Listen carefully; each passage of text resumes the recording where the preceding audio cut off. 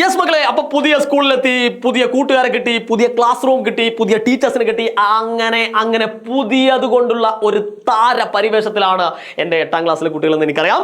അപ്പൊ ഞാൻ ഇന്ന് വന്നിരിക്കുന്നത് നമുക്കറിയാം ബേസിക് സയൻസിന്റെ ക്ലാസ്സുകളൊക്കെ തുടങ്ങിയിട്ടുണ്ടാവും. അതിൻ്റെ അകത്ത് കെമിസ്ട്രി, ഫിസിക്സ്, അതേപോലെ തന്നെ ബയോളജി അല്ലെ, രസതന്ത്രം, ഊർജ്ജതന്ത്രം, അതേപോലെ തന്നെ ജീവശാസ്ത്രം, ഇങ്ങനെ 3ആയിട്ട് തരംതിരിച്ചിരിക്കുന്ന കാര്യങ്ങളൊക്കെ നമ്മൾ വീഡിയോ ചെയ്തിട്ടുണ്ട്. അതിന്റെ ഡീറ്റെയിൽ ആയിട്ടുള്ള കാര്യങ്ങളൊക്കെ പറഞ്ഞിട്ടുണ്ട്. അപ്പൊ ഞാൻ ഇന്ന് പറയുന്നത് കെമിസ്ട്രിയുമായിട്ട് ബന്ധപ്പെട്ട അതല്ലെങ്കിൽ രസതന്ത്രവുമായിട്ട് ബന്ധപ്പെട്ട കുറച്ച് കാര്യങ്ങളാണ്. അതിനിടയ്ക്ക് ഞാൻ ചെറുതായിട്ട് ഈ എക്സാമിനെ പറ്റി ഇങ്ങനെ പറഞ്ഞു കൊടുക്കും. അയ്യോ സാറേ, ക്ലാസ് തുടങ്ങുന്നതിന് മുമ്പ് എന്തിനാണ് നിങ്ങൾ എക്സാമിനെ പറ്റി പറയുന്നത്? എടാ മക്കളെ, നമ്മൾ പുതുതായിട്ടൊരു സ്ഥലത്ത് എത്തിയിരിക്കുകയാണ്. അപ്പൊ കൃത്യമായിട്ട് അവിടെ വരാൻ സാധ്യതയുള്ള ചില പ്രധാനപ്പെട്ട പ്രശ്നങ്ങളും ആ പ്രശ്നങ്ങളെ കൃത്യതയോടെ നമുക്ക് എന്ത് ചെയ്യാനുണ്ട്, ക്ലിയർ ആക്കിക്കൊണ്ട് മുന്നോട്ട് പോകേണ്ടതായിട്ടുണ്ട്. അപ്പൊ അത് ആദ്യമേ അങ്ങ് പറഞ്ഞു കഴിഞ്ഞാൽ നമുക്ക് എന്ത് ചെയ്യാം, അതിനനുസരിച്ച് നമ്മുടെ പഠനത്തെ എന്ത് ചെയ്യാം, സെറ്റ് ചെയ്യാം. അതിന് വേണ്ടിയിട്ടാണ് ഈ എക്സാമിനെ പറ്റിയൊക്കെ പറയുന്നത്. അല്ലാതെ ഞാൻ ആദ്യമായിട്ടൊരു വീഡിയോ ഇട്ടിട്ട് അതിന്റെ കൂട്ടത്തിൽ എക്സാം എന്ന് പറഞ്ഞിട്ട് നിങ്ങളെ പേടിപ്പിക്കാനൊന്നും ഉദ്ദേശിക്കുന്നില്ല. ഓക്കെ, അപ്പൊ എക്സാമിനെ പറ്റി പറയുന്ന സമയത്ത് പലപ്പോഴും നമ്മൾ 7ാം ക്ലാസ്സിലൊക്കെ നമ്മൾ ചിന്തിക്കുക എങ്ങനെയാ, ഈ എക്സാമിനെ പറ്റി ചിന്തിക്കുന്ന എപ്പോഴാ, എക്സാമിന്റെ തലേന്ന് അല്ലെ, അന്നായിരിക്കും നമ്മൾ ആദ്യമായിട്ട് ആ ടെക്സ്റ്റ് ബുക്ക് ഒക്കെ കാണുന്നത്. അങ്ങനെ പോരാ. ഹൈസ്കൂളിൽ എത്തുന്ന സമയത്ത് നമുക്കറിയാം ബേസിക് സയൻസ് പഠിക്കുന്ന സമയത്ത് 3 സബ്ജക്റ്റുകളാണ് നമുക്ക് ഒരേ സമയം പഠിക്കാനുള്ളത്. അതുകൊണ്ട് തന്നെ കൃത്യമായിട്ടുള്ള രീതിയിൽ സമയത്തെ ക്രമീകരിച്ചുകൊണ്ടായിരിക്കണം നമ്മൾ ചെയ്യേണ്ടത്, പഠിക്കുന്നത്.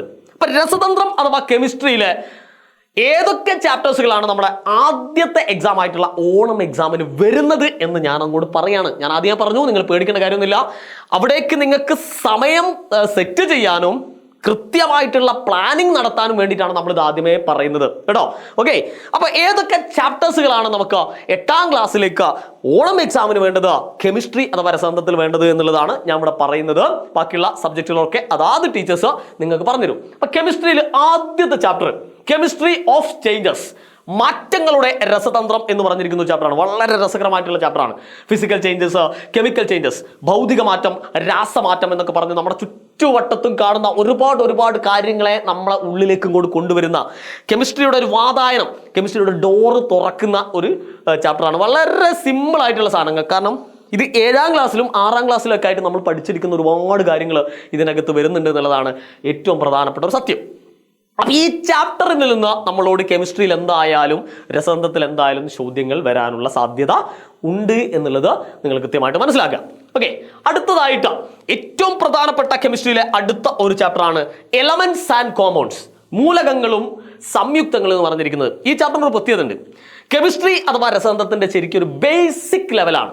ശരിക്കും ഈ ചാപ്റ്റർ അറിയുന്ന ഒരു കുട്ടീനെ സംബന്ധിച്ച് 8ാം ക്ലാസ്സിൽ നിന്നല്ല, 9ാം ക്ലാസ്സിൽ നിന്നല്ല, 10ാം ക്ലാസ്സിൽ നിന്നല്ല, +1 നിന്നല്ല, +2 നിന്നല്ല, ഏത് ക്ലാസ് എടുത്തു കഴിഞ്ഞാലും കെമിസ്ട്രി അടിപൊളിയായിട്ട് പഠിക്കാൻ കഴിയും. കാരണം അത്രയും ബേസിക് ആയിട്ടുള്ള ഏറ്റവും പ്രധാനപ്പെട്ട ഇമ്പോർട്ടൻ്റ് ആയിട്ടുള്ള ബേസിക് ഐഡിയാസുകൾ പറയുന്ന ഒരു ചാപ്റ്ററാണ് ഇത്, എലമെന്റ്സ് ആൻഡ് കോമ്പൗണ്ട്സ്, മൂലകങ്ങളും സംയുക്തങ്ങളും. എന്താണ് ഒരു ആറ്റം, എന്താണ് ഒരു കോമ്പൗണ്ട്, എന്താണ്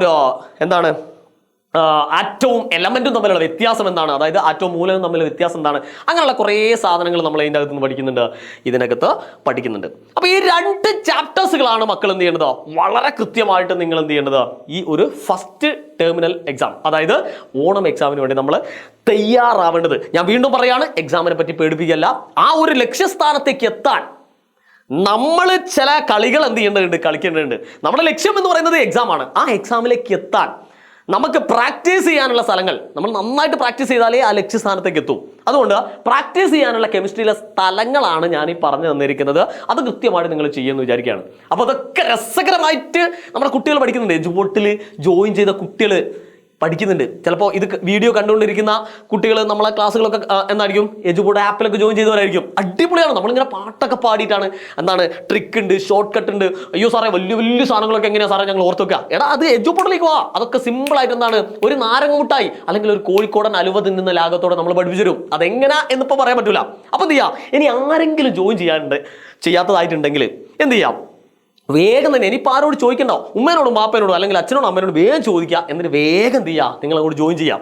ഓക്കെ, എന്നിട്ട് അടിപൊളിയായിട്ട് എജുപോർട്ടിനോടൊപ്പം പഠിച്ചങ്ങോട്ട് തുടങ്ങുക. പഠിക്കാൻ ഇങ്ങോട്ട് വന്നോ, നിങ്ങളെ പഠിപ്പിച്ചിട്ട് ഞങ്ങൾ വിടും, ഒരു സംശയവുമില്ല. നിങ്ങളെ കൂട്ടുകാരന്മാരോട് അല്ലെങ്കിൽ നിങ്ങളെ ചേട്ടന്മാരോട് ചേട്ടിമാരോടൊക്കെ ചോദിച്ചാൽ മതി. ഓക്കെ, അപ്പോൾ വേഗം തന്നെ ജോയിൻ ചെയ്യാനുള്ള ലിങ്ക് ഇതാ ഞാൻ താഴത്ത് കൊടുത്തിട്ടുണ്ട്. അപ്പോൾ അടിപൊളിയായിട്ട് മുന്നോട്ട് പഠിച്ചു കൊടുക്കുക. എല്ലാവർക്കും നല്ലൊരു അധ്യയന വർഷം ഉണ്ടായിരിക്കട്ടെ എന്ന് ആശംസിക്കുന്നു. വീണ്ടും കാണാം. Good bye.